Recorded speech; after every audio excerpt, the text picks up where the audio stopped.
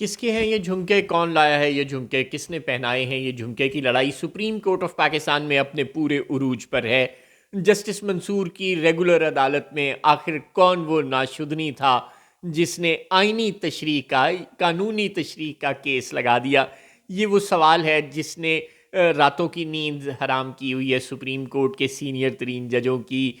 Chief justice of Pakistan سے لے کے آئینی بینچ والوں تک سب کے سب پریشان ہیں کہ آخر یہ گناہ ہوا تو ہوا کیسے سرزد، کیونکہ اصل جج تو اب وہی ہیں جو جسٹس امین الدین کی سربراہی میں سپریم کورٹ کے ایک گوشہ عافیت میں بیٹھتے ہیں۔ وہ جو جسٹس یحییٰ آفریدی کے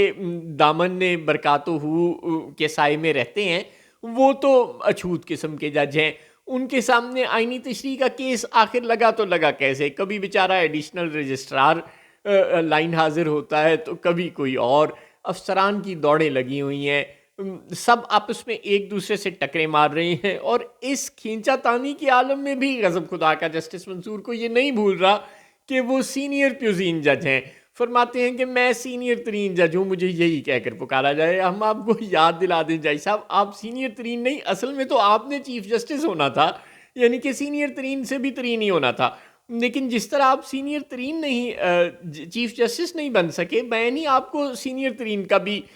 جو درجہ یا سٹیٹس ہے یا جو مقام ہے وہ نہیں مل سکتا، کیونکہ آپ کے اوپر جو بیچارے چیف جسٹس ہیں وہ تو خود کمپرومائز قسم کے، یعنی کہ کھٹے لائن قسم کے چیف جسٹس ہیں۔ یہ کمپرومائز بھی بڑا فضول سا لفظ ہے، خیر وہ بیچارے خود اپنے والوں چیف جسٹس ضرور ہیں، لیکن اصل میں تو چیف جسٹس جسٹس امین الدین ہی ہیں، اور اصل میں ان کے نیچے والے ججز ہی سینئر ترین یا جو بھی آپ انہیں کہنا چاہیں وہ ججز ہیں۔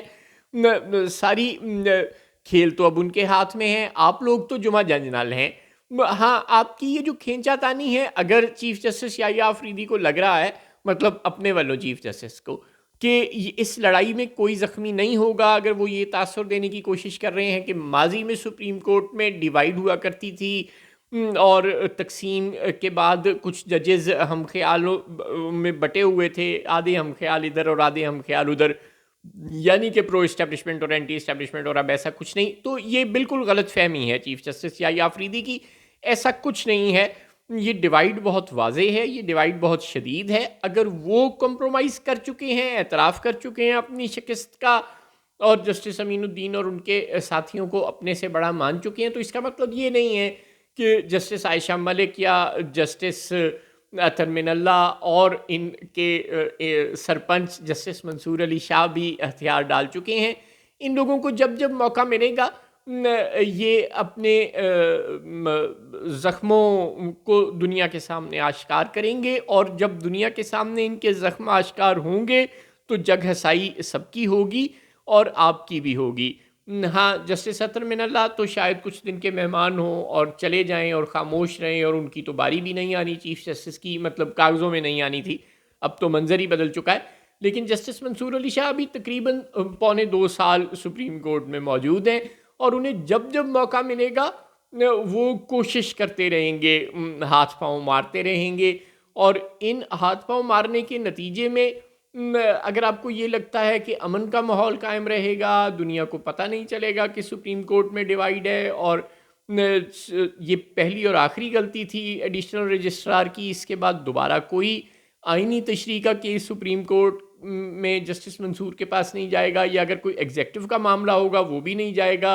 اور سب کچھ امن سے گزر جائے گا، تو ایسا شاید نہ ہو۔ انہیں جب بھی جہاں بھی موقع ملا، جسٹس اطہر من اللہ کو جب بھی جہاں بھی موقع ملا، اور ایک دو اور بھی ہیں ان جج صاحبان کے ہم خیال، انہیں بھی جب جب موقع ملا وہ آپ لوگوں کی ریٹ پر، اتھارٹی پر سوال اٹھائیں گے، اور اس تصادم کے نتیجے میں کسی نہ کسی گروہ کے نقصان ہونے کے امکانات ہمیشہ موجود رہیں گے۔ آپ لوگ اپنے اختلافات کو طے نہیں کر سکے مل بیٹھ کر، آپ لوگ 26ویں آئینی ترمیم کے معاملے کو فکس نہیں کر سکے، اس سے پہلے آپ لوگ پریکٹس اینڈ پروسیجر ایکٹ کے اور اس میں ہونے والی ترامیم کے معاملے کو، ترمیمی آرڈیننس کے معاملے کو بھی فکس نہیں کر سکے۔ تو جب آپ اپنی آزادی سرنڈر کریں گے تو پھر اس کے نتیجے میں جو لوگ اس سرنڈر ڈاکومنٹ پر دستخط کرنے کے لیے تیار نہیں ہیں، یعنی جسٹس منصور، جسٹس اطہر من اللہ اور دیگر لوگ، تو وہ آپ کے خلاف لڑتے رہیں گے، اور اس محاذ رائی کے نتیجے میں نقصان کس کا ہو یہ تو نہیں پتا، لیکن کسی نہ کسی کا نقصان ضرور ہوگا، کیونکہ اختلاف میں برکت کبھی بھی تاریخ میں ثابت نہیں ہوئی۔